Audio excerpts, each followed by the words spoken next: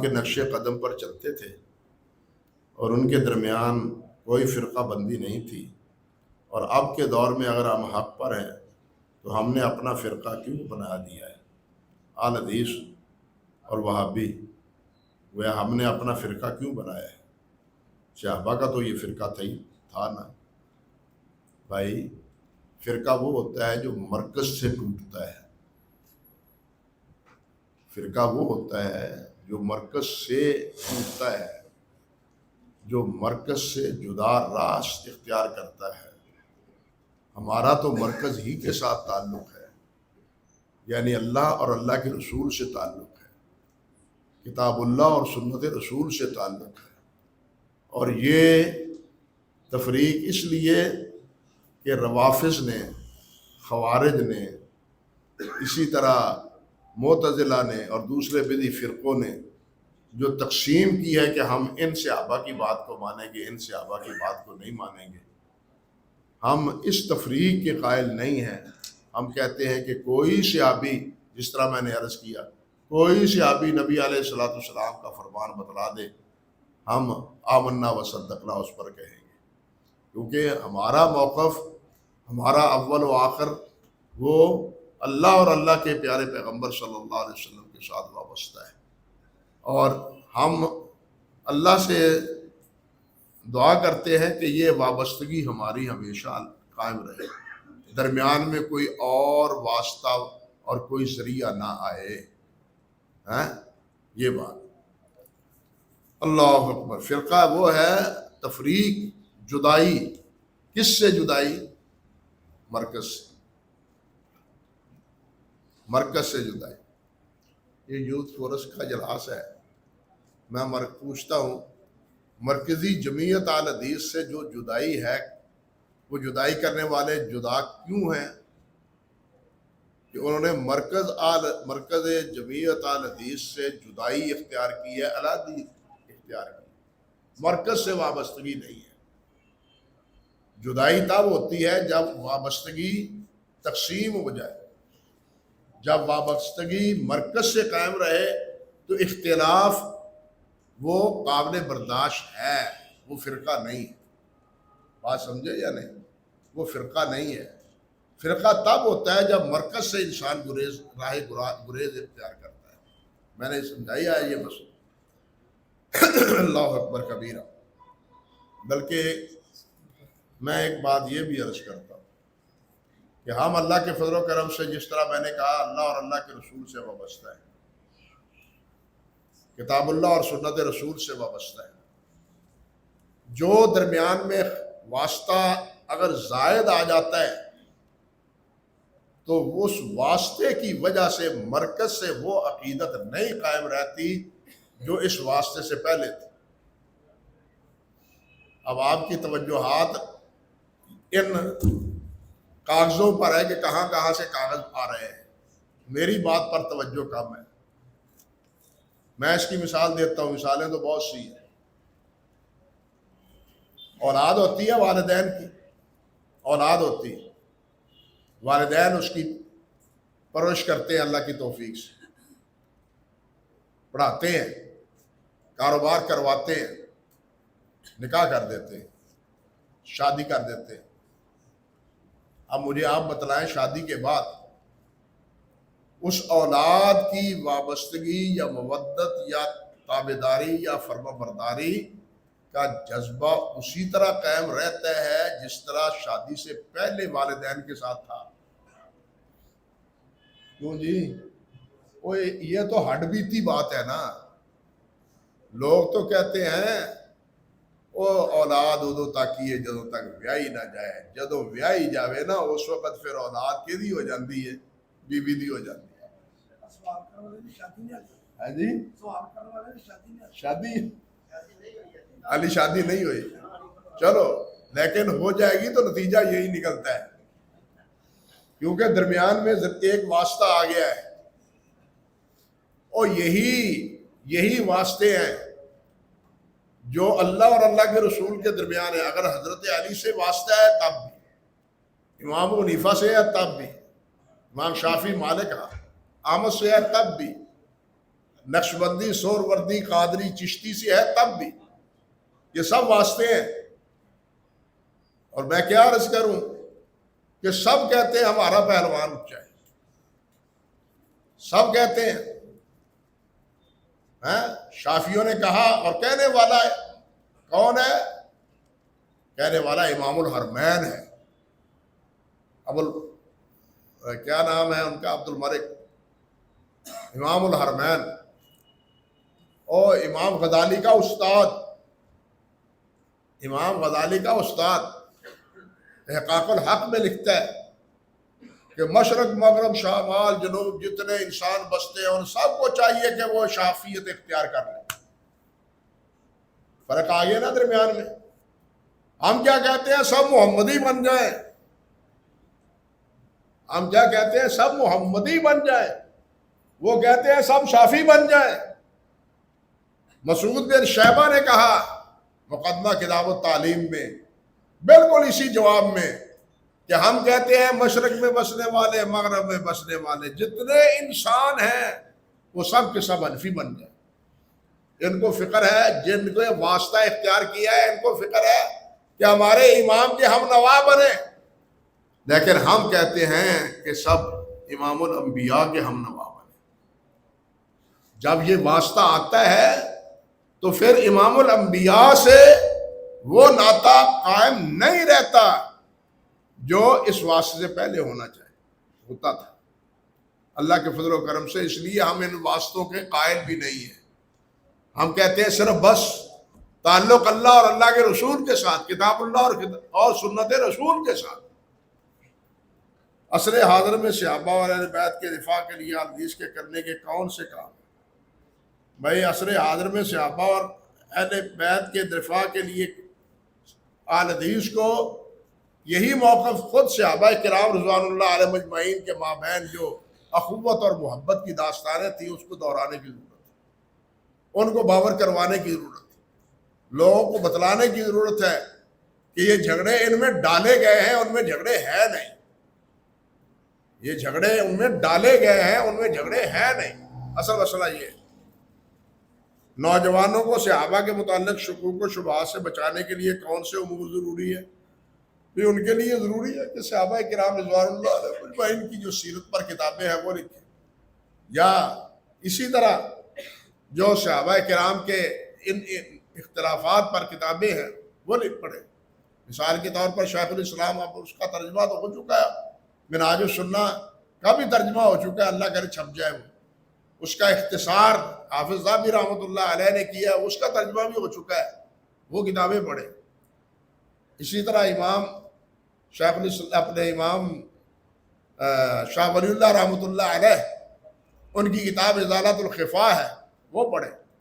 شاہ ولی اللہ شاہ عبدالعزیز دہلوی رحمۃ اللہ علیہ کی کتاب ہے تحفہ اثنا عشریہ وہ پڑھیں. جس سے یہ سارے وسائل اللہ کے فضل و کرم سے اور صحابہ کرام کے بارے میں جو جتنے اشکالات ہیں ان کا دفاع ان کتابوں میں موجود ہے. وہ بدلا دیا، مشاجرات صحابہ بھی اسی میں شامل ہے. حضرت علی نے حضرت معاویہ کے پر قنوت نہیں پڑھی. وہ آپ قنوت کہتے ہیں وہاں تلواریں چلتی تھی. یہ عجیب سوال ہے آپ کا. وہاں تو تلواریں چل رہی تھی، قنوت تو بہت بعد کی باتیں ہیں. تلوار تو بعد کی بات بہت آگے ہے قنوت سے. حضرت علی نے ان کے بارے میں دعا کی اور حضرت معاویہ نے حضرت علی کے بارے میں قنوت پڑھی. دونوں ایک دوسرے کے بارے میں غلط فہمیوں کے نتیجے میں یہ کر رہے ہیں.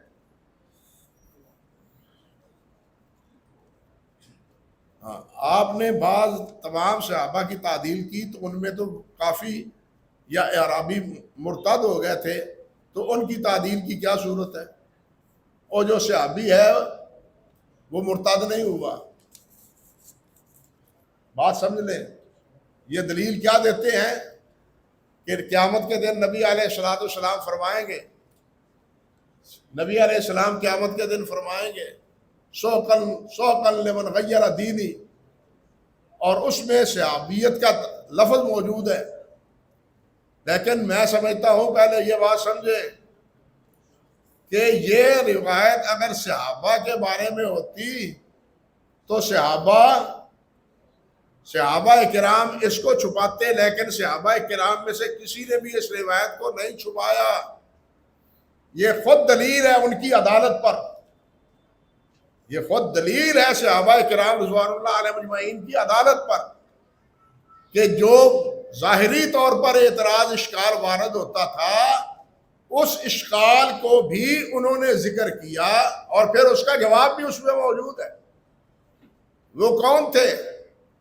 جو نمازیں پڑھتے ہیں لیکن بدعات میں مبتلا ہوتے ہیں۔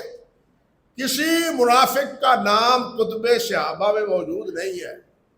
بات سمجھ لیں، صحابہ کرام پر جتنی کتابیں لکھی گئی ہیں، تمہید ابن عبد البر رحمۃ اللہ علیہ سے لے کے حافظ ابن حجر تک، کسی کتاب میں منافق کا ذکر نہیں ہے کہ اس کو صحابہ میں شمار کیا گیا ہو۔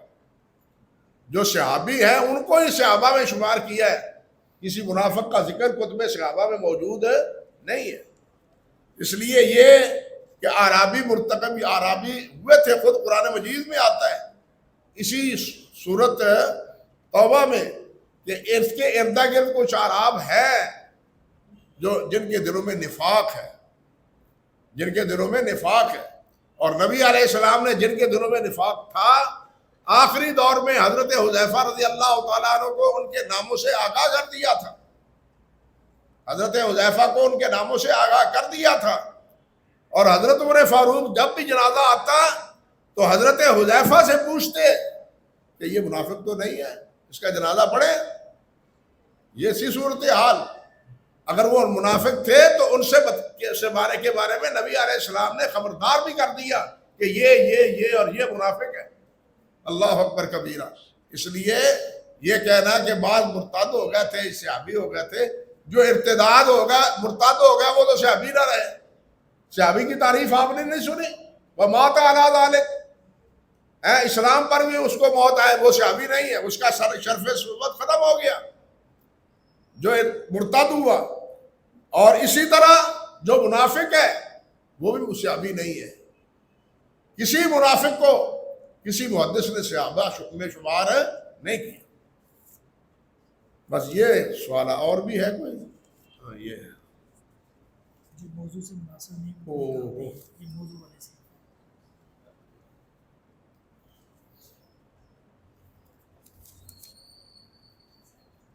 اگر صرف صحابہ کرام سے وابستہ ہے تو فہم سلف کی شرائط کیوں اٹھائی جاتی ہے؟ عجیب سوال ہے۔ وہ سلف صحابہ کرام ہیں یا اس کے علاوہ بھی سلف ہو سکتے ہیں؟ سب سے پہلے تو سلف ہے ہی صحابہ۔ ہم جب کہتے ہیں منہج سلف یا طریقہ سلف یا عمل سلف، ان میں اول والا میں صحابہ کرام رضوان اللہ علیہ اجمعین شامل ہیں، وہ سلف سے خارج نہیں ہے۔ بلکہ اللہ ذو الجلال والاکرام نے فرمایا ہے نا، وَمَن يُشَاقِّ الرَّسُولَ مِن بَعْدِ مَا تَبَيَّنَ لَهُ الْهُدَىٰ وَيَتَّبِعْ غَيْرَ سَبِيلِ الْمُؤْمِنِينَ۔ یہ غیر سبیل المومنین کون ہے؟ کوئی اور نہیں ہے، یہی صحابہ کرام ہے رضوان اللہ علیہ اجمعین۔ حضرت ابوبکر نے حضرت اسماء کو حضرت فاطمہ کی تیمارداری کے لیے مختص کیا، تو کیسے حضرت فاطمہ کی وفات کی خبر حضرت ابو تک کیوں تاخیر سے پہنچی؟ تاخیر سے تو نہیں پہنچی۔ کس نے کہا تاخیر سے پہنچی؟ یہ اپنی طرف سے کوئی بات اڑا دے تو اس کی اپنی مرضی، ورنہ یہ کسی بھی متصل سند سے صحیح سند سے ثابت نہیں ہے کہ حضرت ابوبکر کو پتہ ہی نہیں چلا۔ یہ بالکل بات غیر درست ہے۔ کیا اس طرح کہہ سکتے ہیں کہ جو صحابہ سے محبت نہیں کرتا، اس سے بغض رکھتا ہے، وہ کافر ہے؟ ہم جو صحابہ سے بغض رکھتے ہیں اس کو اہل بدعت میں شمار کرتے ہیں۔ سمجھ لے بات۔ حضرت علی رضی اللہ تعالیٰ عنہ سے پوچھا گیا خوارج کے بارے میں، جو حضرت علی کو کافر اور مشرک کہتے تھے، ان سے پوچھا گیا کہ یہ خارجی کافر ہیں؟ حضرت علی نے فرمایا کفر سے تو وہ بھاگے۔ منافق ہیں؟ فرمایا منافق کے بارے میں تو اللہ نے فرمایا کہ لا یذکرون اللہ الا قلیلا، لیکن یہ تو اللہ کو بہت یاد کرتے ہیں۔ یہ کافر بھی نہیں ہے، منافق بھی نہیں ہے، لیکن یہ باغی ہیں، یہ باغی ہیں، انہوں نے ہمارے خلاف بغاوت کی ہے اور مسلمانوں کو قتل کیا ہے، قتل و غارت کی ہے مسلمانوں کی. یہ اس لیے وہ کافر نہیں ہے بلکہ کیا ہے؟ اہل بدعت. اسماء اور رجال کے بارے میں جو عقیدہ اہل سنت کا ہے، کیا شیعہ اور علماء کا علیحدہ ہے؟ میں عقیدہ اسماء اور رجال کے بارے میں اہل تشیع کا واضح بھائی، اسماء اور رجال کے بارے میں ان کے عقیدے کی کیا بات کروں؟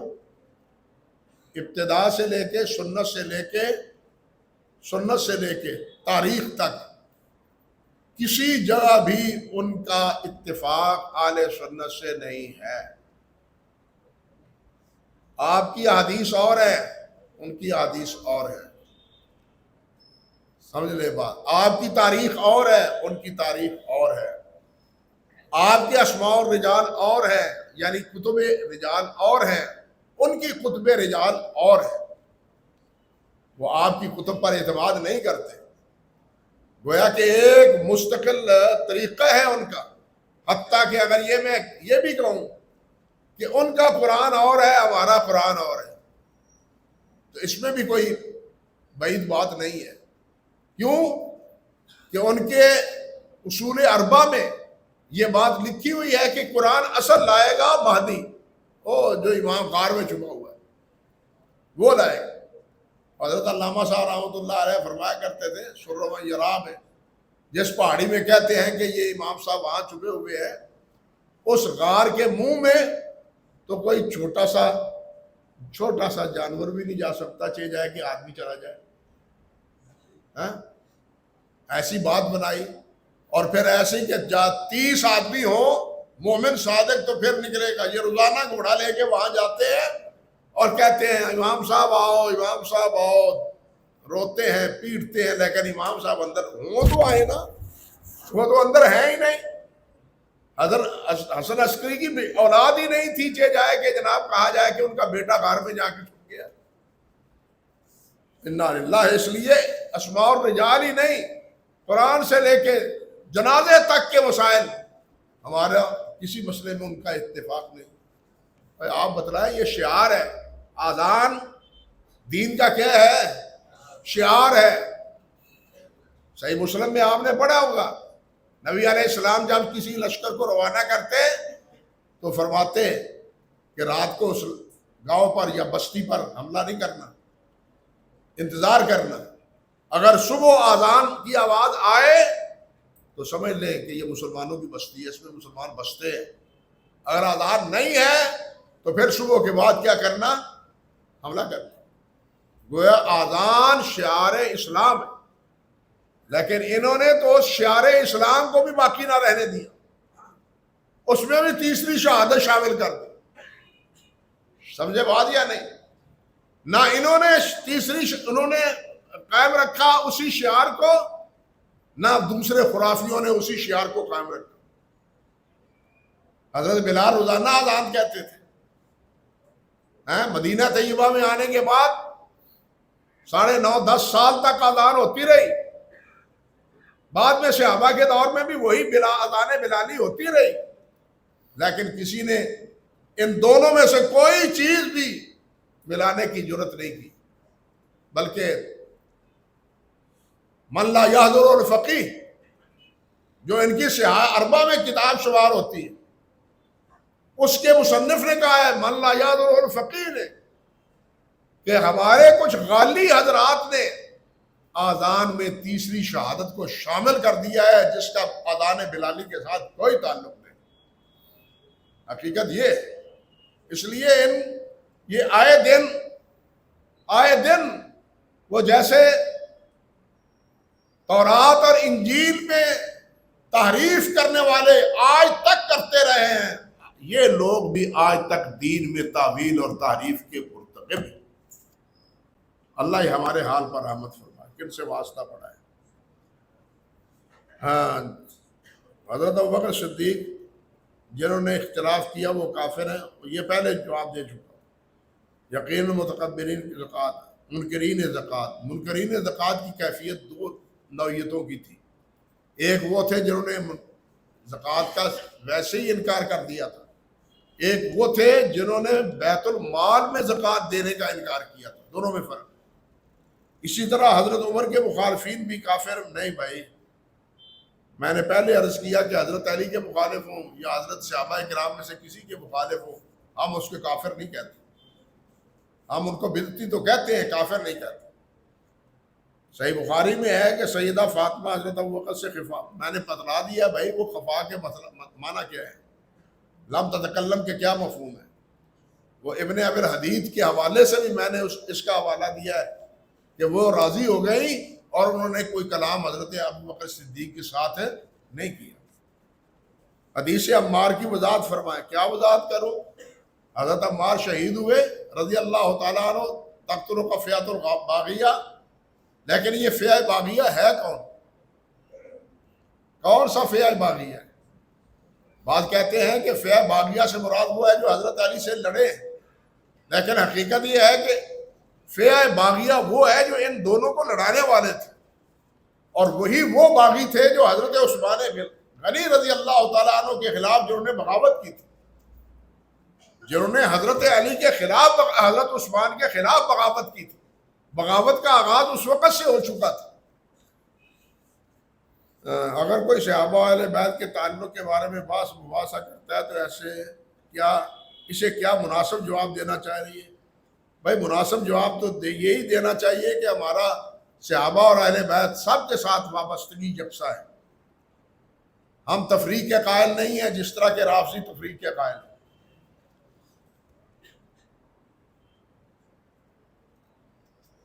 کیا سیدہ ام کلثوم کی حضرت عمر سے شادی کے وقت 6 سال کی عمر تھی؟ اللہ اکبر کبیرہ. اگر 6 سال کی عمر تھی تو حضرت عمر فاروق کی حضرت ام کلثوم کے ہاں اولاد بھی ہوئی ہے، وہ کیسے ہو گئی؟ یہ ساری تفصیل مولانا رحمۃ اللہ علیہ کی کتاب میں موجود ہے. یہ پھر وہ حضرت عمار کے بارے میں روایت سوال ہے. روافظ کی روایات کا تحقیقی جائزہ لیا اور کافی شعور آگاہی بھی ہوئی، لیکن کچھ علماء حدیث ان کو بدعتی کیوں کہتے ہیں جبکہ حافظ زبیر خود کو اہل حدیث کہتے ہیں؟ کیا مطلب کچھ علماء اہل حدیث ان کو بدعتی کیوں کہتے ہیں؟ حافظ زبیر اصل میں وہ ٹھیک ہے، صاحب علم ہیں، مگر تجدد پسند ہے. تجدد پسندی اگرچہ انہوں نے غامدی کے خلاف کتاب لکھی ہے، لیکن غامدی کے جو ہے نا اثرات وہ غیر شعوری طور پر حافظ زبیر صاحب کے اندر آ گئے ہیں، اور وہی تجدد پسندی ہمارے علماء حافظہم اللہ کو قابل قبول نہیں ہے. خلفائے راشدین میں حضرت امیر معاویہ کو کیوں شامل نہیں کیا گیا؟ بھائی خلفاء میں وہ ہیں، لیکن خلفائے راشدین میں اس لیے نہیں ہے کہ نبی علیہ السلام نے خود فرمایا ہے کہ خلافت علی منہاج النبوہ، خلافت الراشدہ وہ 30 سال تک رہے گی. یہ نبی علیہ السلام کی پیروی میں ہم یہ کہتے ہیں، ورنہ حضرت معاویہ امیر تھے اور خلیفہ بھی تھے. کے بارے میں آپ کا بیان فرمایا کہ حضرت علی کی شہادت پر روتے رہے، اس کا حوالہ؟ بھائی اس کا حوالہ وہ مقام صحابہ میری کتاب ہے، اس میں آپ دیکھ رہے ہیں. اسی طرح اسماء الرجال کے بارے میں جو عقیدہ اہل سنت کا ہے، کیا شیعہ اور نوا کا؟ یہ وہی سوال ہے جو پہلے ہو چکا ہے. سلف میں کون شمار ہوتے ہیں؟ کیا صحابہ تابعین یا تبع تابعین؟ دیکھیے سلف میں ہمارے صحابہ بھی ہیں، تابعین بھی ہیں. خیر الناس قرنی ثم الذین یلونہم ثم الذین یلونہم ثم یفشو الکذب. خیر غالب رہے گا 3 زمانوں میں، پھر اس کے بعد جھوٹ پھیل جائے گا. یہ 3 جو ہے یہ دور، یہ ہمارے اسلاف، یہ ہمارے کیا ہیں؟ اسلاف ہے. کیا صحابہ تابعین یا تبع تابعین کے علاوہ بھی کسی کو سلف میں شمار کیا جا سکتا ہے؟ جو ان کی پیروی میں ہے وہ سب ہمارے سلف، یعنی نبی علیہ السلام کی سنت کی پیروی میں اور صحابہ کرام کی پیروی میں جو طریقہ وہی اختیار کیے ہوئے ہیں جو ان صحابہ کرام کا تھا، وہ سب ہمارے سلف. اور جو اس طریقے سے منحرف ہوا ہے، جنہوں نے درمیان میں اور رخنہ اندازی پیدا کر رکھی ہے، وہ ہمارے اسلاف میں نہیں ہے. بعض لوگ کہتے ہیں کہ آپ جو یزید کے بارے میں خاموشی اختیار کرتے ہیں، اس سے آپ کی یزید کے بارے میں حمایت ظاہر ہوتی ہے، حضرت حسین کے مقابلے میں تو اس کی متعلق رہنمائی فرمائیں۔ بھائی ہم خاموش نہیں ہیں، ہم وہی بات کہتے ہیں جو امام احمد بن حنبل نے اور حافظ ابن تیمیہ شیخ الاسلام رحمۃ اللہ علیہ نے کہی ہے کہ لا نحبہ ولا نسبہ، نہ ہم اس سے محبت کرتے ہیں حضرت حسین سے، حضرت حسن سے، جن کے بارے میں نبی علیہ السلام نے فرمایا ہے کہ جو ان سے محبت کرتا ہے اللہ ان سے تم محبت کرو۔ ہم ان سے محبت کرتے ہیں، ہمارا مسئلہ صحابہ کرام کا ہے۔ باقی جو بعد میں ہے، یزید نے جو کیا، تلک امت قد خلت لہا ما کسبت وعلیہا ما اکتسبت، ہم اس کے بارے میں مسئول نہیں ہیں، وہ مسئول ہے، اللہ جانے اور وہ جانے۔ بات سمجھے یا نہیں؟ اللہ جانے یا وہ جانے، اور ہم خاموش نہیں ہیں، ہم وہی رائے رکھتے ہیں جو امام احمد بن حنبل رحمۃ اللہ علیہ نے رکھی ہے اور حافظ ابن تیمیہ رحمۃ اللہ علیہ نے رکھی ہے۔ جس طرح میں نے عرض کیا کہ لا نحبہ ولا نسبہ، نہ گالیاں دیتے ہیں نہ ہی جناب حضرت حسین کی طرح محبت کا اظہار کرتے ہیں۔ البتہ یہ ضرور ہے کہ یزید کو بدنام ضرور کیا گیا ہے، اور ضرب المثل ہے بد نالوں بدنام برا، بد سے بدنام برا، ان کو بدنام زیادہ کیا گیا ہے، جتنا جرم نہیں ہے وہ بھی اس کے کھاتے میں ڈالا گیا ہے۔ امام بخاری رحمۃ اللہ علیہ نے ذکر کیا ہے تاریخ کبیر میں کہ ایک موقع پر خیمے میں یزید بیٹھا تھا، اب باہر چیمے گوئیاں کرنے والے چیمے گوئیاں کر رہے تھے، کہہ رہے تھے کہ دیکھو یزید نے شراب پی ہوئی ہے۔ اب یہ چیمے گوئیاں ہیں، یہ پروپیگنڈا ہے کہ وہ شراب پیتا تھا، اور اسی